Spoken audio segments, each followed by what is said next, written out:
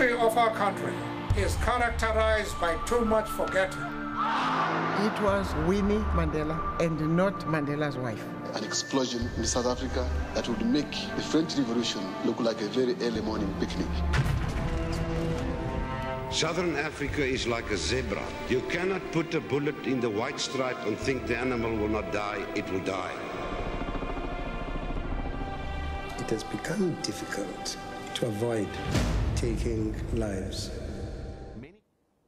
Now, highlighting the recent xenophobic attacks and in celebration of Heritage Month, the Ichikowitz Family Foundation is bringing Alexandra into the spotlight by engaging the youth through art. An exhibition called Art Crosses Borders Conversations will allow self-taught artists to exhibit alongside acclaimed artists from the Heritage Art Collection, one of the largest collections of its kind, with paintings by South African and African artists dating back as far as the 1970s. Now, joining us in studio is the founder of the Ichikowitz Family Foundation, Mr. Ivor Ichikowitz himself. Very good morning to you, sir. Thank you for joining us. Great to be here. Before I start with the great work that you're doing, I want to talk about the level of talent that you've come across, in especially Alexandra. Were you impressed by what you've seen with young people? You know, I continue to be amazed by the talent we have in this country and on this continent. And there's talent everywhere. And everybody, for some reason, everybody thinks that Soweto is where the cultural hub of this country is and where all the talent is. Nothing could be further from the truth. We're finding talent in Nelspruit and in Alex and in Pofadder and in Potchefstroom. It's unbelievable, the wealth of talent and creativity that we have. But most people don't realize that Alex has a long history of talent. It's a true melting pot. Somebody said to me a little while ago that when people from Soweto want a township experience, they have to go to Alex. And it's so true, because it really is an African township. It's not just about South African culture, it's about all African cultures coming together. And it's quite amazing, because it's literally 5 kilometers out of one of the biggest economic centers of the continent. Creativity can't be suppressed, and it's something that really runs at the core of what being African is really about. Absolutely. That's so true. And what we found as the foundation goes on to do its work is that there are so many amazing stories that have come out of the African Oral History Archive. Many of those stories are from very, very colourful people, and a lot of those people are creative people. Yeah.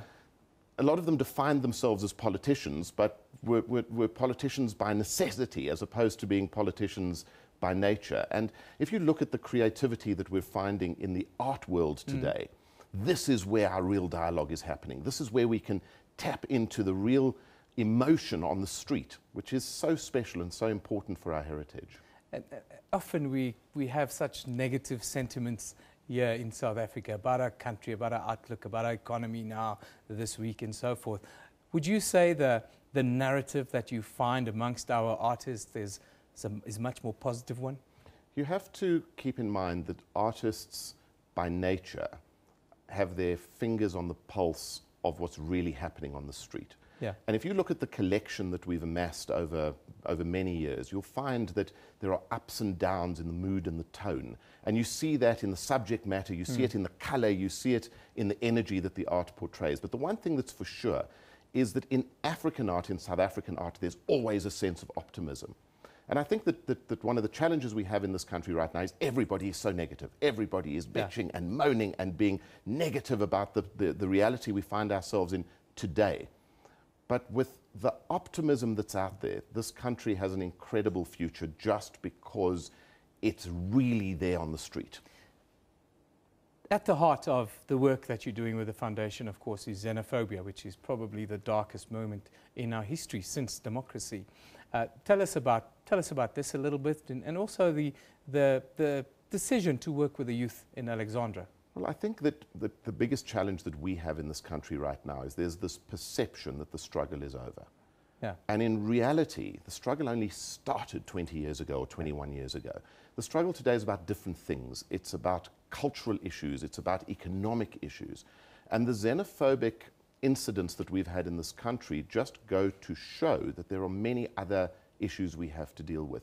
For Africa, for South Africa to become truly great, it has to become part of Africa.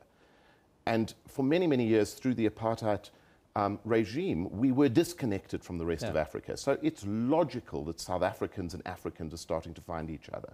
And as unfortunate as the xenophobic attacks are, they have had one positive impact in that they have focused our minds on the fact that we have to Africanize South Africa. And by engaging with the youth in Alex, through art, through a creative medium, through a medium that's not only a cerebral medium, it's an emotional medium. We're starting that dialogue, starting to allow the youth to engage with youth from other cultures, starting to understand their respective backgrounds and build mutual respect. And it's based on mutual respect that our country will grow. Do you think we're finally ready now? Because I find in my business over the years, there's always this superficial connection with Africa. Yes, we are African. We have to do 1 or 2 stories about Africa. Do you think we've finally overcome that now and realize we have to keep it real with the rest of the continent? We have to do tangible, real things? We don't have a choice. If South Africa does not become a meaningful contributor to the rest of the continent, not just economically, it will have no future. So for South Africa to Africanize is not an option. And I think we are ready now. I think that our leadership is ready. I think that our people are ready. And I think that the world is also starting to look at South Africa as part of Africa, where it didn't in the past. We were always this little geographic mistake, this little piece of Europe stuck onto the southern tip of Africa. That's changing.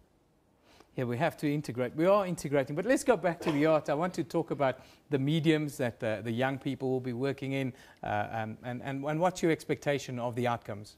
So we want art to become a far more important part of the educational curriculum in this country. Art has been used all over the world as a way to encourage creativity and to identify creative people. But unfortunately, because of the realities of budget constraints and priorities, art isn't a primary part of the South African curriculum. And what we want to do is show the education system the importance of art by running these workshops.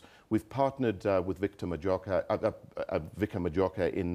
in Alex, who has very, very bravely gone and created an art center. He's created his Art Smart brand in Alex and made Alex part of the art circuit, if you like.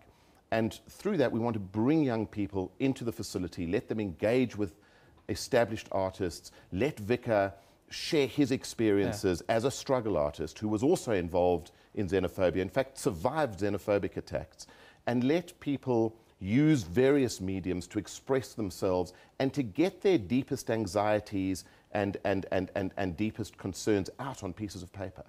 Do you think this is the process, the healing? We know when we go for therapy, art is normally one of the first mediums that they use. When we talk about the healing South Africa and healing ourselves, because in a way I think we're all suffering a little bit. You think art can be that vehicle in schools that could heal us? It absolutely is, and it's been proven all over the world that art has a huge therapeutic capacity. But more importantly, it's not just about healing, it's also about discovery. It's about people from different cultures, different backgrounds, different reference systems, visually portraying who they are and where they come from and how they see the world. And one of the great things about South Africa is that we've got a democracy, we've got a constitution that allows freedom of thought, freedom of expression, freedom of speech. What we now have to do is teach tolerance. We need to get people to understand that we truly are not a rainbow nation, but we're a potpourri of cultures from all over the world. And our success will come from respecting our differences.